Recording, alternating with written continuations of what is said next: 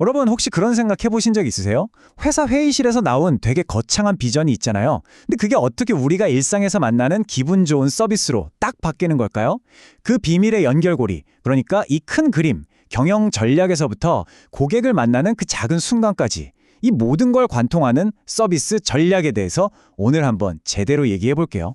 기업이 내세우는 그럴듯한 비전, 물론 좋죠. 그런데 말이에요. 그게 도대체 어떻게 고객 한 사람 한 사람의 얼굴에 만족스러운 미소로 이어질 수 있을까요? 바로 이 질문. 여기서부터 모든 서비스 전략이 출발하는 겁니다. 모든 전략의 뿌리, 그 시작점은 바로 사명, 즉 미션입니다. 이건 뭐냐면 우리 회사는 대체 왜 존재하는가? 이 가장 근본적인 질문에 대한 답이에요.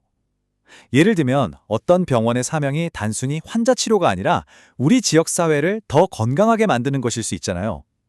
이렇게 우리의 존재 이유를 명확히 하는 것. 이게 바로 모든 전략의 첫 단추를 꿰는 일입니다. 사명이 우리 배를 든든하게 받쳐주는 낫 같은 거라면 비전은 저 수평선 너머에 우리가 가야 할 목적지라고 할 수 있어요. 그래서 우리는 어디로 갈 건데에 대한 대답이죠. 5년 뒤, 10년 뒤에 시장에서 우리 회사가 어떤 모습으로 서 있을지 그걸 구체적으로 그려보는 미래의 청사진인 셈입니다. 자, 그럼 이 거대한 비전이 어떻게 구체적인 실행 계획으로 착착 쪼개지는지 한번 볼까요? 여기 그림 보시면 꼭 폭포수처럼 위에서 아래로 흘러내리는 구조예요. 맨 위에는 방금 얘기한 미션과 비전이 딱 버티고 있고요. 그 바로 아래에 회사의 큰 방향을 정하는 기업 전략이 있습니다. 이게 다시 각 사업부의 구체적인 사업 전략으로 나뉘고 맨 마지막에는 마케팅, 재무, 생산 같은 기능 전략으로 구체화돼서 현장에서 바로 실행되는 거죠. 그럼 이제 이 여러 기능 전략 중에서 서비스 기업의 진짜 심장이라고 할 수 있는 서비스 운용 전략에 한번 집중해 보겠습니다. 바로 여기서부터 추상적인 비전이 현실의 서비스로 만들어지기 시작하거든요. 서비스 운영 전략이 뭐냐고요? 아주 간단하게 말해서 고객에게 진짜 가치 있는 경험을 줘서 경쟁에서 이기기 위한 구체적인 작전 계획이에요. 여기서 핵심은 그냥 우리끼리 효율적으로 일하자는 게 아니에요. 고객이 다른 데 안 가고 우리를 선택할 수밖에 없는 이유를 바로 이 운영 시스템 자체에 깊숙이 심어 넣는 겁니다. 이런 운영 전략은요, 그냥 만들어지는 게 아니라 크게 세 가지 기둥 위에 단단하게 세워집니다. 첫째는 서비스가 제공되는 공간과 장비, 즉 설비고요.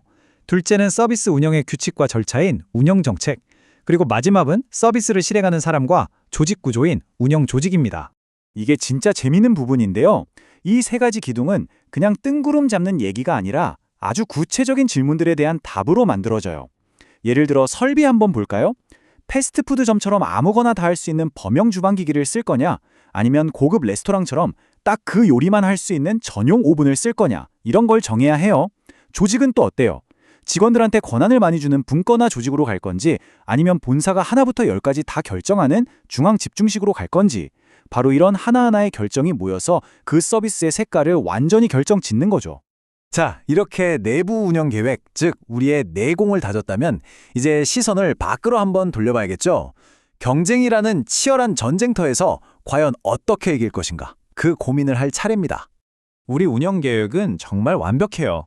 그런데 아시잖아요. 시장에는 비슷한 경쟁자들이 정말 많다는 거. 이 복잡한 시장에서 우리는 도대체 무엇으로 고객의 마음을 사로잡을 수 있을까요? 경쟁에서 이기는 방법에는요, 근본적으로 딱 두 가지 길이 있습니다. 바로 원가 우위와 차별화예요. 남들보다 훨씬 효율적인 비용 구조로 만들어서 가격으로 승부하거나 아니면 다른 곳에서는 절대 경험할 수 없는 우리만의 독특한 가치를 제공하거나 둘 중 하나를 선택해야 하는 거죠. 자, 이 두 가지 강력한 무기, 즉 원가와 차별화를 가지고 넓은 시장에서 싸울 거냐, 좁고 특화된 시장에서 싸울 거냐에 따라서 그 유명한 마이클 포터의 네 가지 기본 전략이 만들어집니다. 대형마트처럼 아주 넓은 시장에서 가격으로 승부하는 원가 우위, 애플처럼 독특함으로 승부하는 차별화, 그리고 아주 특정 고객층만 깊게 파고드는 집중화 전략으로 나뉘죠. 사실상 거의 모든 기업은 이 네 갈래 길 어딘가에 서 있다고 보시면 돼요. 자, 이제 엄청 큰 시장 얘기에서 아주 작지만 가장 중요한 순간, 바로 고객과 우리가 직접 만나는 그 찰나의 순간으로 한번 현미경을 들이대 보겠습니다. 얀 칼슨이라는 사람이 이런 말을 했어요. 진실의 순간이란 고객이 기업의 어떤 일면과 접촉하는 바로 그 순간이며 그 순간의 경험을 바탕으로 기업 전체에 대한 인상을 형성하는 때다. 우리가 공들여 세운 모든 전략이 바로 이 짧은 순간에 평가받는다는 거죠. 정말 결정적인 순간이에요. 이 진실의 순간, 즉 서비스 인카운터는요, 절대 우연히 잘 일어나는 게 아닙니다. 이건 아주 정교하게 설계된 결과물이에요. 이 설계도를 들여다보면 세 가지 핵심 요소가 톱니바퀴처럼 딱 맞물려 돌아가면서 최고의 경험을 만들어내는 걸 볼 수 있습니다. 첫 번째 톱니바퀴는 서비스 과업이에요. 다른 말로 고객의 목소리라고도 하죠. 고객이 진짜 원하는 핵심 서비스가 뭔지 정확히 정의하는 거예요. 두 번째는 서비스 생산 시스템, 즉 이 과업을 실제로 만들어내고 전달하는 전체 시스템입니다. 그리고 마지막 세 번째가 서비스 표준인데요. 이 서비스를 어떻게 효과적으로 제공할 것인가에 대한 구체적인 매뉴얼이자 기준인 거죠. 이 세 가지가 완벽한 조화를 이룰 때 고객은 감동하게 됩니다. 물론 최고의 서비스를 제공하는 게 하루아침에 뚝딱 되는 건 아니겠죠? 모든 기업은 섣부른 초보 단계에서 시작해서 시장을 이끄는 리더가 되기까지의 기나긴 여정을 거치게 됩니다. 고객 만족도도 기준으로 한번 비교해 볼까요?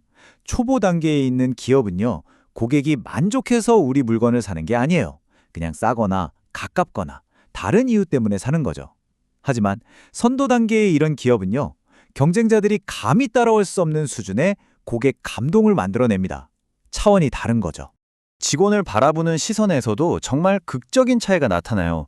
초보 단계에서는 직원을 어떻게든 통제해야 할 비용 혹은 골칫거리 같은 부정적인 존재로 봐요. 반면에 선도 단계의 기업은 직원을 창의적이고 혁신적인 아이디어로 내는 리더로 존중하고 전적으로 신뢰합니다. 결국 모든 서비스 기업은 이 성장 사다리를 한 단계씩 오르게 됩니다.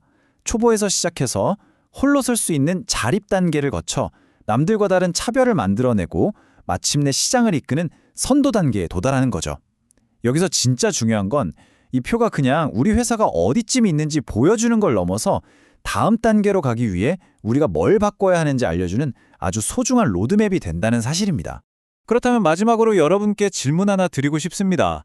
여러분의 회사 혹은 여러분이 속한 팀은 지금 이 4단계 중에 어디쯤에 서 있다고 생각하시나요? 우리의 현재 위치를 정확히 아는 것, 바로 그것이 위대한 서비스 기업으로 가는 긴 여정의 진짜 첫걸음이 될 겁니다.